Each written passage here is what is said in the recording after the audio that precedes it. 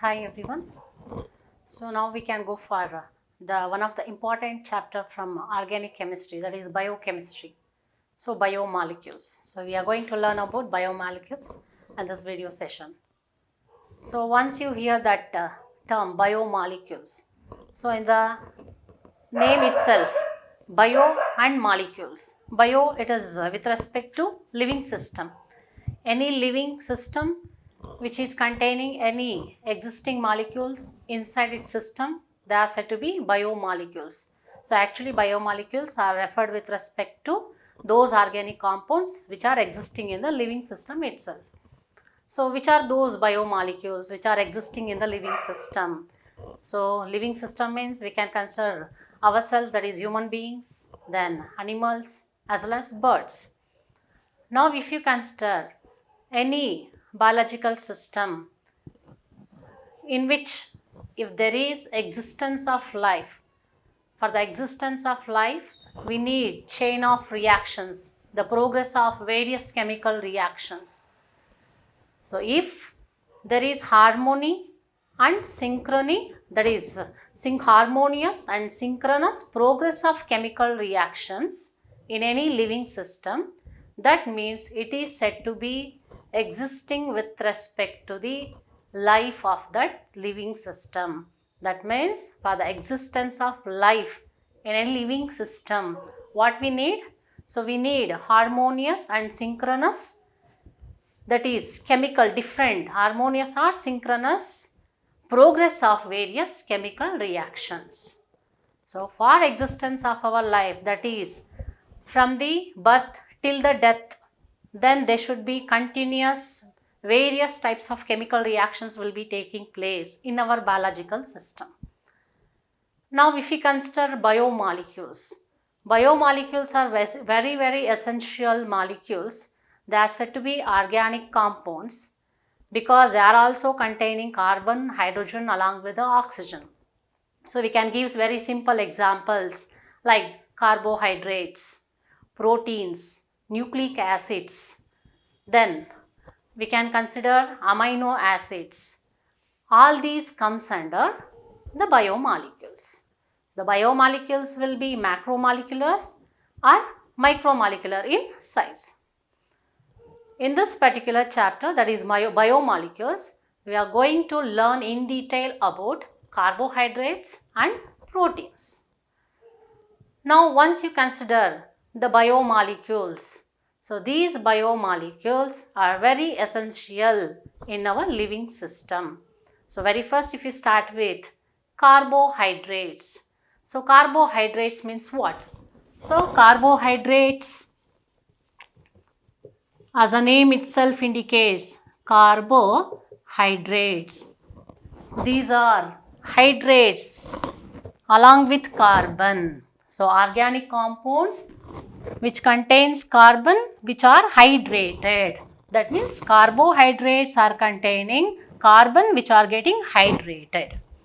Now we can just simply consider very simple examples like sugar, that is from cane sugar, we can extract sugar from cane sugar. And if we consider other example, glucose. So you know glucose will boost up the energy. So when you become fatigue, you can add 1 spoonful of glucose into 1 glass full of water. Once you drink it, you will increase with your energy profile. Then we can consider that glucose is also one of the carbohydrate. Then one more example we can consider, that is starch. Where do you get this starch? Very simple example. So potato is very rich in starch. So either you consider starch, or if you consider, that is whatever I gave, that is very first carbohydrates, it is sugar or glucose. All these are said to be carbohydrates. Then these carbohydrates are represented by general formula. They can be represented by general formula CxH2OY. So usually carbohydrates are said to be organic compounds. Even they can be represented by the simple general formula CxH2OY. But 100% we can't say that for all the carbohydrates the same formula can be applied. And for whichever that substance which will fit into this definition, carbohydrates are those molecules which are satisfying the general formula CxH2OY. Always you should think about it. So not 100% we cannot assure that. So it will be always with the same general formula. Now if we consider one such example, that is CH3COOH. CH3COOH. Here it is named as acetic acid, you know. But in case if you consider, if you are about to write this formula in this format, so what you can write it here? So how many carbon atoms are there here? 2 carbon atoms are there. And how many hydrogen atoms are there here? 4 hydrogen atoms are there. So hence what shall I do? I can make it H2 and oxygen one time. I can make it 2. It is also setting with the same general formula. Of course, X is equal to Y in this case. But still we cannot call it as a carbohydrate. So all those molecules, even though they fit with this general formula, they cannot be considered as carbohydrates. Then there are other strategies where we can consider those substances which are exclusively said to be carbohydrates, means even we need to go for their classification. Now, very first, we can just consider which are those examples I gave for carbohydrates. So we can just simply consider one of the example what I gave, that is sugar. And here if we consider cane sugar. What is the composition of the cane sugar? So actually cane sugar, it is having, one is that is named as sucrose. It is one of the disaccharide unit present in the sugar that is extracted from cane. Hence it is called as cane sugar. So once you consider this sucrose on hydrolysis, it gives glucose and fructose. Now we can call that sugar is considered as a carbohydrate. One of that specific name for that sugar will be considered as sucrose, which on hydrolysis gives 2 monosaccharide units. One is glucose, another one is fructose. That means there is existence of 2 monosaccharide units here. Now, even if we consider the glucose and fructose, they are said to be monosaccharide, means then you should know what is the definition for monosaccharides, right? Now we need to learn about the classification of these carbohydrates. Carbohydrates, actually based on the hydrolysis, these carbohydrates on hydrolysis will end up in the formation of polyhydroxyaldehydes or polyhydroxyketones. So what these carbohydrates are said to be? These are polyhydroxyaldehydes or polyhydroxyketones, are the substances which on hydrolysis gives polyhydroxyaldehydes or polyhydroxyketones. Then what is that one more definition you can remember for carbohydrates? Carbohydrates are polyhydroxyaldehydes or polyhydroxyketones. That means these are the substances which contain either one hydroxyl group or many hydroxyl, that is polyhydroxyl, more than one hydroxyl group. Now, once you consider, they are said to be polyhydroxyaldehydes or polyhydroxyketones. What is that functional group with respect to polyhydroxyaldehydes? One of the important functional group that should be present in polyhydroxyaldehydes. They should contain one of that particular functional group, that is aldehyde means they contain CHO group, and even they will be considered as polyhydroxy polyhydroxy ketones. Then they contain, which is that functional group? That is carbonyl group, C double bond O. That means we can consider what are carbohydrates. Carbohydrates are polyhydroxyaldehydes or polyhydroxy ketones, are the compounds which on hydrolysis gives polyhydroxyaldehydes or polyhydroxy ketones. Carbohydrates are also called as saccharides. They are also called as saccharides.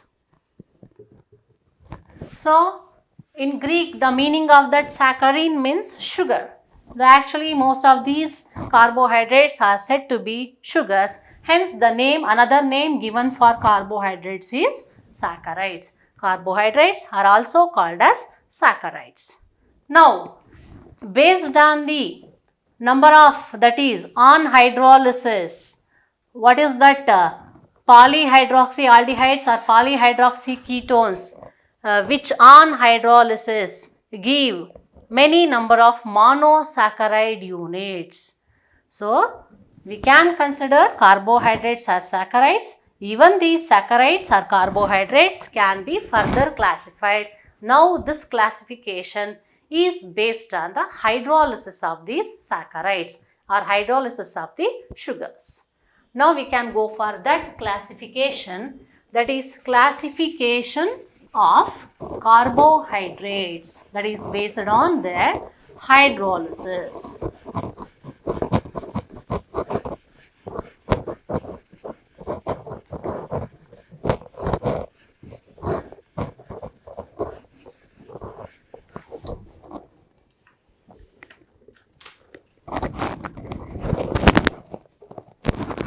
Now, we can go for that classification of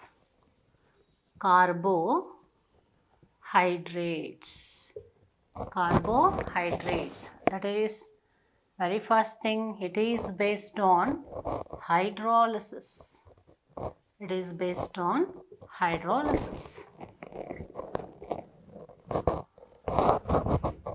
Now, we can classify these carbohydrates or what I said, saccharides as follows. Monosaccharides,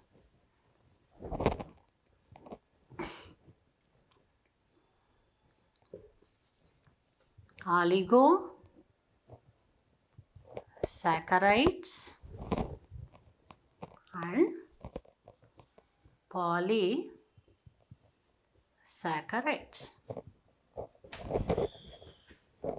Then there should be difference between these monosaccharides, oligosaccharides and polysaccharides. What are these monosaccharides? Monosaccharides are those which will not undergo further hydrolysis.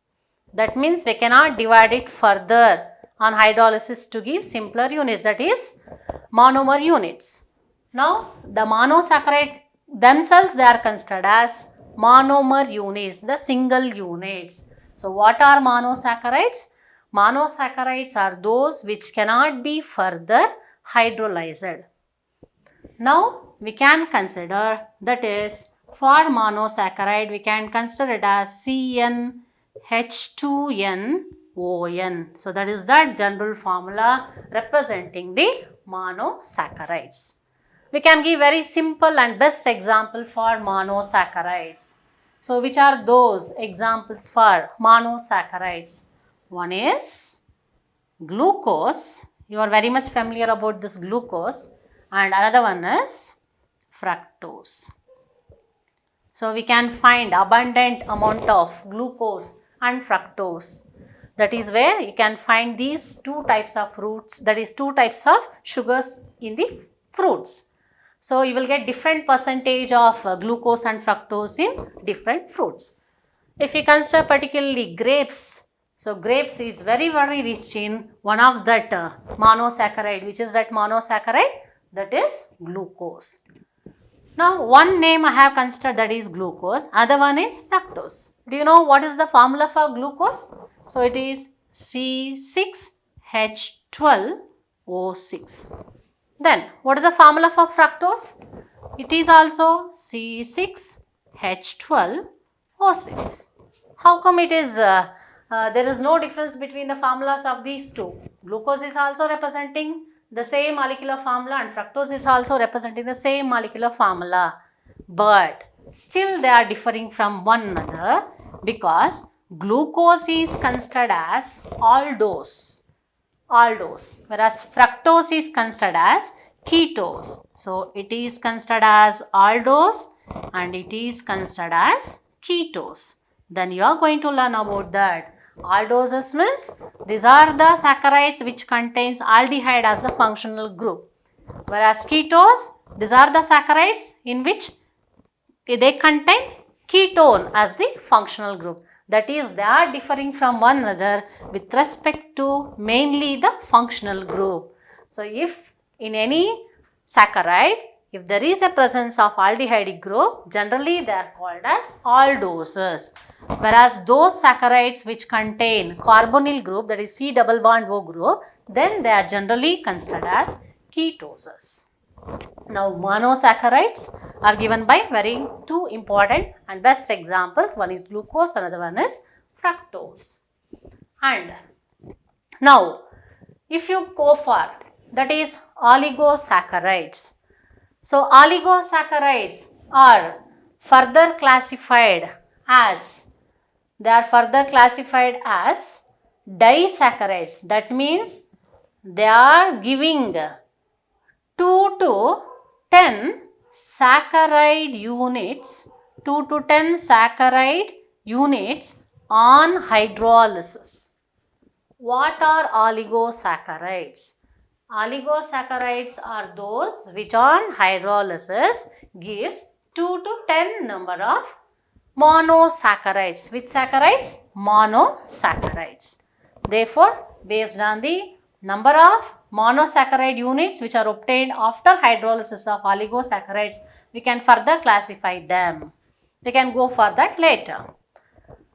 Now, if we come for polysaccharides, polysaccharides are those which contain many more number of monosaccharide units. It will be more than 10.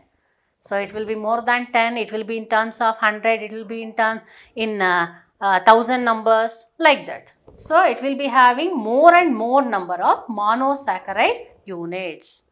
So, now we can say that polysaccharides are those saccharides which on hydrolysis gives more than 10 monosaccharide units. So, which are the two important best examples you can quote for polysaccharides? So, polysaccharides are given by one simple and the best example is cellulose. And similarly, we can consider one more example as glycogen. So, where do you find the cellulose? Cellulose is rich in plants or animals. So, cellulose is abundant in plants, whereas glycogen is abundant in animals. So, now we know that cellulose will be present in leaves. Cellulose will be present in the form of, that is, in case of grass family you can consider. So, if you take a grass leaf, you can find, you take the leaf of a paddy leaf, then you can touch the back surface of that paddy leaf. When you touch that with your finger, then you can feel the roughness of that grass of paddy. So, it indicates that there will be presence of structural units which are said to be cellulose. So, they provide the structure for the leaves. So, we can consider very best example, we can consider grass family. So, once you go for a classification of oligosaccharides, as I told you before, oligosaccharides are those which contains those which contain 2 to 10 monosaccharide units. So now once you consider these oligosaccharides, how we can further classify these oligosaccharides? Oligosaccharides can be classified as follows. Very first one is disaccharides. Then we can go for another trisaccharide. Disaccharide, another one is trisaccharide. So if we consider oligosaccharides in which it contains two monosaccharide units, or the disaccharides are those which on hydrolysis gives two monosaccharide units, then they are considered as disaccharides. So disaccharides play a major role with respect to carbohydrates, which are those important disaccharides. Example we can consider. So now once you can go for sucrose. Sucrose is the first example which can be given for disaccharide. And next one is maltose. And one more example you can quote, that is lactose. These are the three examples you can quote for disaccharides. Why sucrose is considered as disaccharide? Because sucrose on hydrolysis gives two monosaccharide units. One is glucose, another one is fructose. That means sucrose is made up of two monosaccharide units. Which are those? One is glucose, another one is fructose. Similarly, if you go for maltose, so maltose on hydrolysis give two saccharide units, monosaccharide units. Which are those? Maltose contains glucose, two glucose units. And if you go for lactose on hydrolysis gives two monosaccharide units. One is glucose, other one is galactose. So all these three saccharides are considered as disaccharides because on hydrolysis they are going to give two monosaccharide units. And if you go for trisaccharides, so in case of trisaccharides, so let me consider the example raffinose. Example is raffinose. So when raffinose is subjected for hydrolysis, you are going to get three monosaccharide units. Which are those three monosaccharide units? Glucose, fructose, and other will be galactose. So on hydrolysis, since it is going to give glucose, fructose and galactose, it is called as trisaccharides. So got it? So for disaccharides you can consider sucrose, maltose and lactose, and for trisaccharides you can consider raffinose as one of the example. And if we go for next, in case of tetrasaccharides, I will consider one of the example, that is stachyros. So why stachyros is considered as tetrasaccharide? Tetrasaccharides are those which on hydrolysis gives four monosaccharide units. So which are those four monosaccharide units? We can consider it contains glucose, fructose and two molecules of galactose. One molecule of glucose, one molecule of fructose and two molecules of galactose, that is considered as stachyros. Hence, stachyros comes under the example of tetrasaccharides. That is how we can classify the polysaccharides as disaccharides, trisaccharides and tetrasaccharides. Based on the number of monosaccharide units they are going to give after hydrolysis. And now once you can take the best example for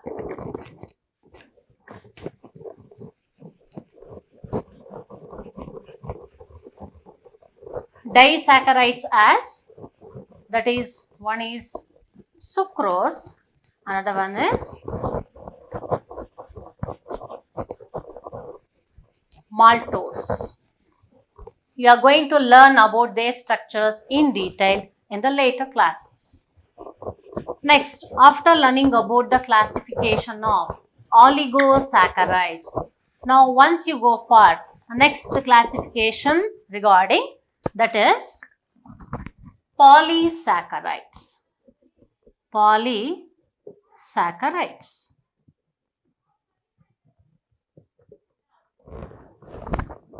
Polysaccharides.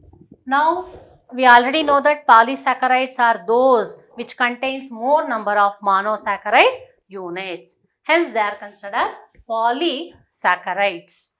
Now once you can consider the classification of polysaccharides.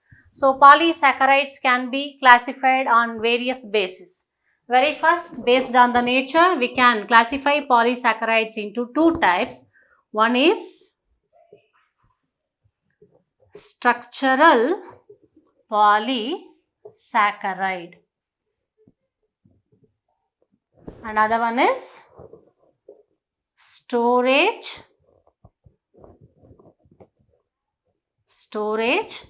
polysaccharide.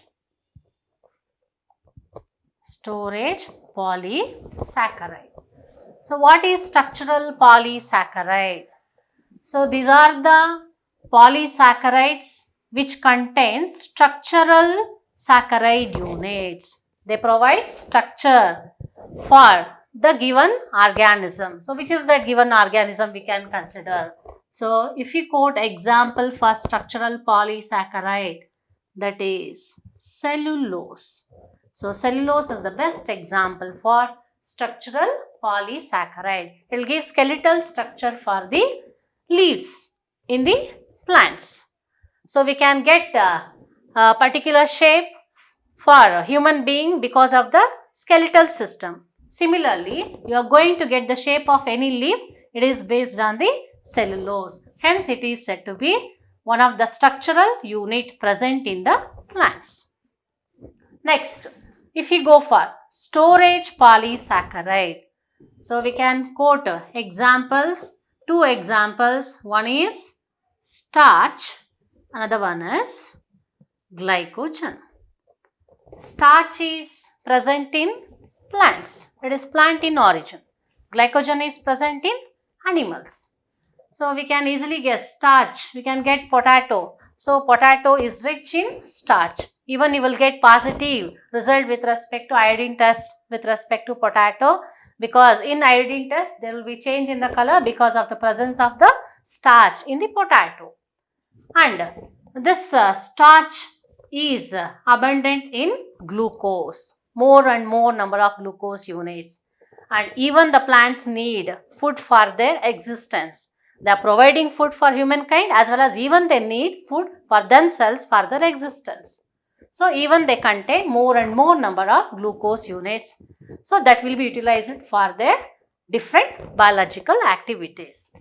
And now if you go for glycogen, so as I said, glycogen is animal in origin. So this glycogen actually it is a converted form of the glucose. Glucose units will get linked together to give polymer chain that will be considered as glycogen.